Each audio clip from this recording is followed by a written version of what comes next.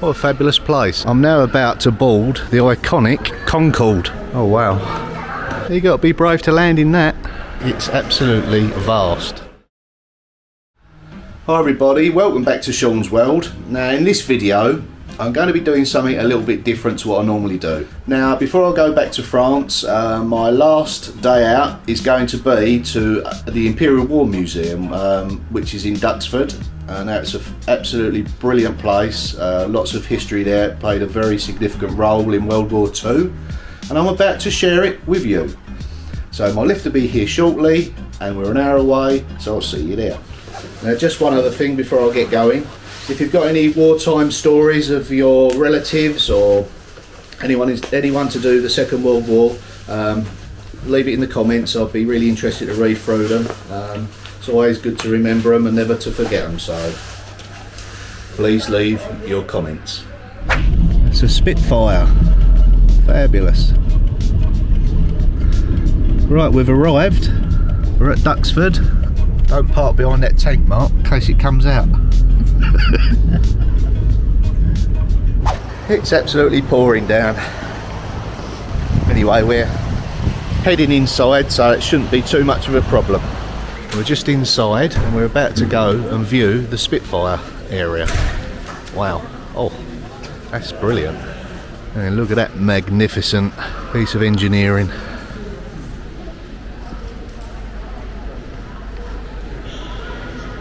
It's not until you see these in real life you realise how beautifully made they are. Absolutely lovely. So we're in a huge aircraft hangar. Lots of planes in here. Now I believe in this aircraft hangar they're all Spitfires. They're all in different colours and they must have played all different roles in the war. I'll give you a bit of information as I go around as I find it.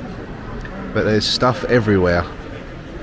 I believe these have been faithfully restored, mostly by volunteers, which when you think the ticket price was £25 to get in, £25 sterling, you can see what great work they do and what it goes towards. It's part of everyone's history and it needs looking after. And this is a projection on the wall of the Spitfire in action. Don't they look stunning? Played such a vital role in the war.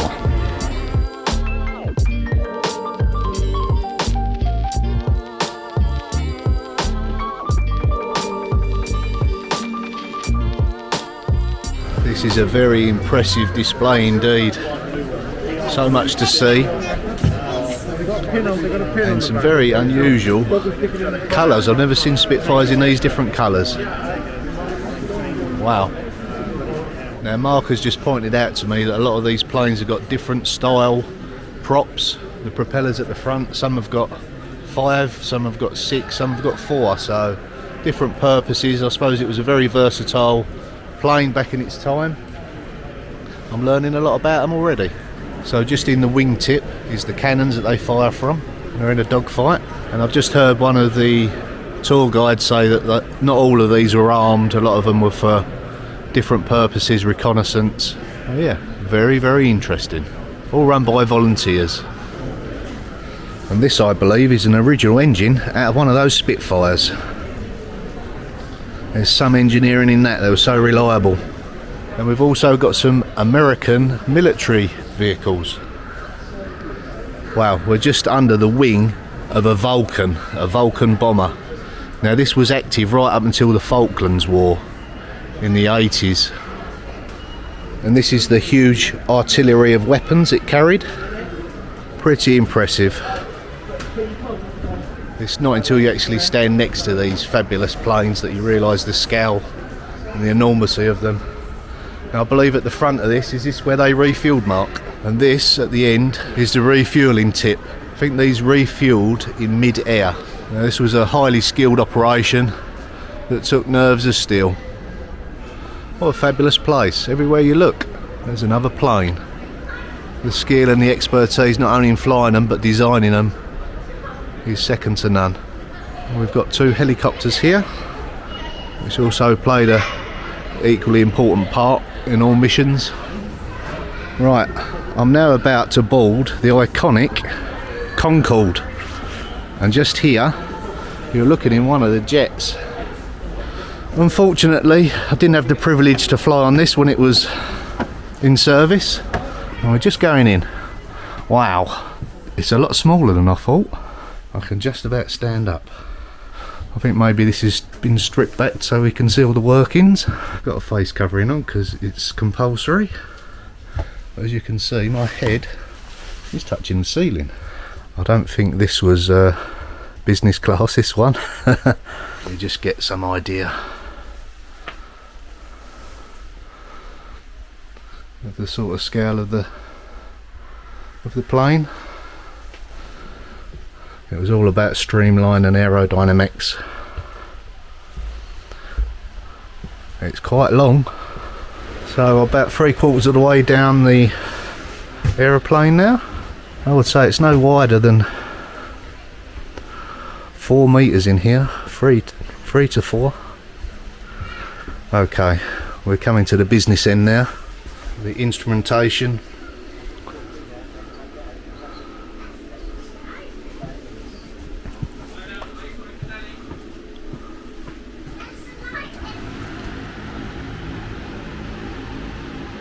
Now I'm sure most of you will remember the Dam Busters film. Well, just behind me is the Lancaster Bomber, and also behind me is the bouncing bomb that they used. Quite some size, and this is the beautiful plane that done all those missions. Not just the bouncing bomb, but an artillery of many other bombs.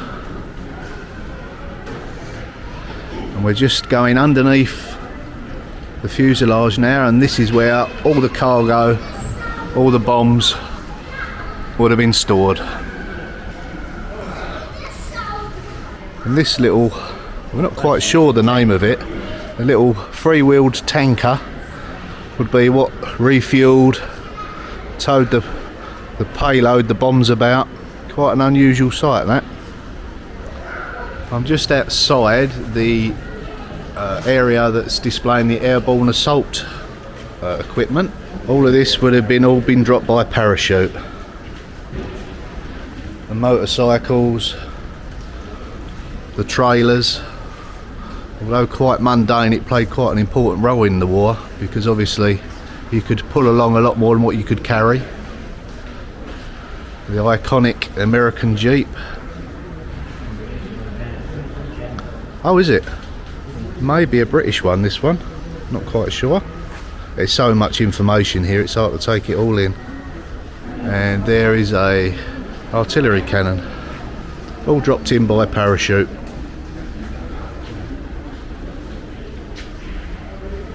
So we're just going into the paratrooper section. Oh wow, this is interesting. All the equipment that the paras would have took with them. It's an assortment of rifles and machine guns. There's all the posters, the information posters.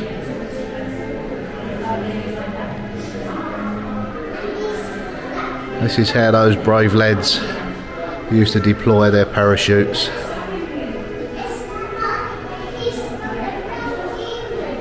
Apparently Leonardo invented the first parachute in 1400 and something. So if anyone's in the area, Duxford, it is really well worth the visit. It's absolutely stunning in here, so much information. Just at the front of the glider, now these glided in under and behind enemy lines unnoticed and dropping those brave paratroopers in. And what is unknown by many people is that they used dogs to parachute materials in with the paratroopers. He's looking a little rough to me though. Mind you, so would I be if I jumped out of an aeroplane. Mark's just pointed out that they dropped dummy parachutists, Ruperts they're called, to trick the enemy. They needed every help they could get. I'm just standing in front of the artillery display that all the paras have captured off of the enemy lines, and what we've got here is a gun took whilst in battle with Saddam Hussein's forces. So we're just on our way out of this particular hangar. We've noticed that Richard Branson's landing pod from his balloon is here. I thought I'd share it with you. Is Richard asleep in there, Mark? Oh, Richard, time to get up, mate. You got to be brave to land in that. I think that must be economy class. Right, we're going to brave the elements now. We've got to go outside. It's tipping down, but we've got to go into the next hangars. Not quite sure how to get there. See, look, the OAC, British overseas there, no longer. No. All history now. Yeah. Dan, I see Dan Air as well over there. Down here. Yeah, went on a wedding in one of their planes.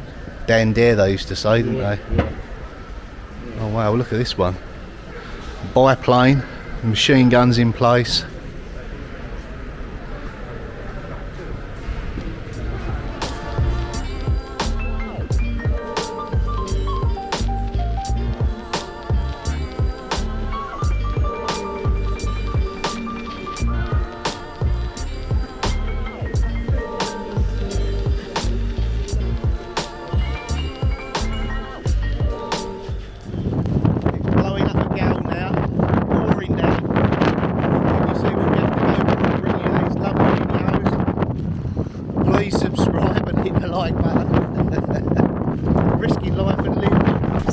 Right, we've just hitched the lift aboard a little bus. It's such a big site. We're going to the American section and the tanks. We're a bit against the clock, but hopefully we can share some more fabulous stuff with you. Just an interesting fact, this area here was blown up on purpose in the filming of the Battle of Britain. This modern building, this is the American hangar. So just in front of us is the land warfare with the tanks and lots of other military stuff from World War I up until Afghanistan, I believe. So we're just next to the air landing strip here. This is where all those fabulous Spitfires land. Right, let's get inside. It's a little bit wet outside. In we go.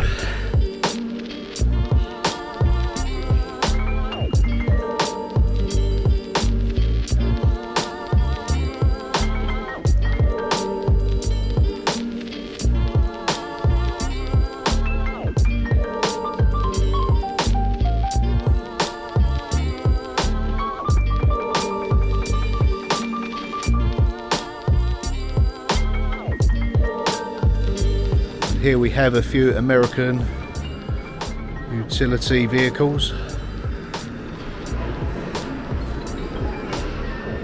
And this regiment was attached to Montgomery's division. So we've got half hour left. We've got the American Museum to visit yet, so that's where we're heading now. We are now in the American hangar. There's a B-52 here. And lots of other fabulous planes.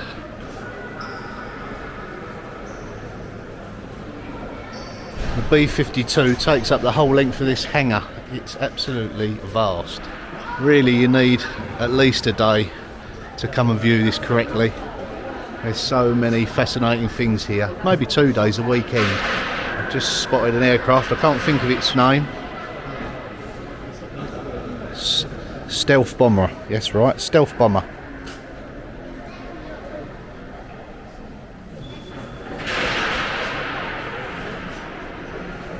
Designed to be invisible from radar, hence the shape, very unique. And there's its huge engine. Wow. That's what powered it to subsonic speeds. Yeah, Mark just informs me this is the fastest piloted aircraft ever. And here are some of those brave American souls that gave up everything.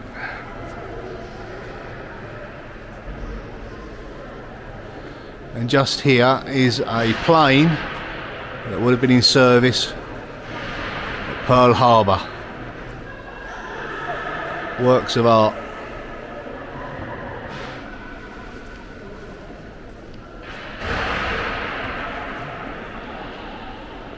I would imagine this would have been something to do with the Irish section.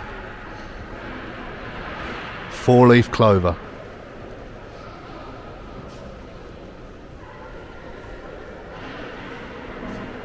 We'll meet again, don't know when, don't know where.